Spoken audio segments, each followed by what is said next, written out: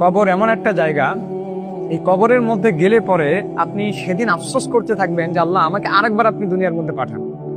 কিয়ামতের ময়দানে হাসরের মাঠে আপনি আরেকবার আল্লাহ পাক রব্বুল আলামিনের কাছে আপনি বলবেন যে আল্লাহ আরেকবার এইবার যদি আমি দুনিয়ার মধ্যে যাই আর কোনো খারাপ কাজ করবো না, কিন্তু সেদিন আপনার কোনো চান্স দেওয়া হবে না।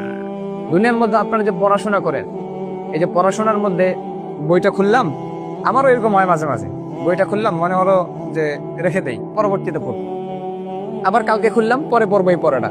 এইভাবে করতে করতে করতে যখন পরীক্ষার আগের দিন চলে আসে, তখন কি যে মনে হয় যে কি যে একটা পাহাড় নিয়ে আমি আজকে বসলাম পড়ার টেবিলের মধ্যে।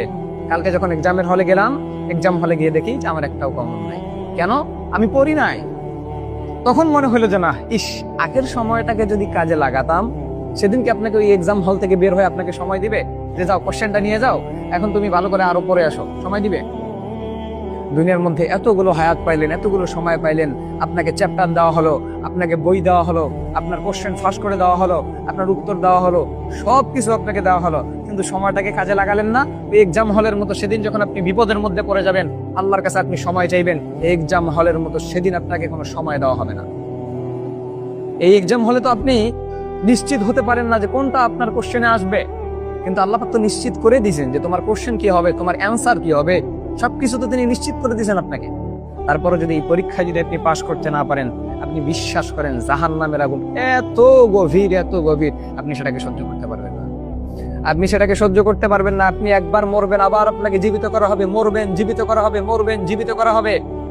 আর দুনিয়ার মধ্যে আপনি সফলতা খুঁজতেছেন, জাহান্নামের আগুন সম্পর্কে আপনার কোনো ভয় হয় না। রব্বে কারীম যে তাকে ভয় করতে বলছেন, এটাতে আপনার কোনো দ্বিধাবোধ আসে না।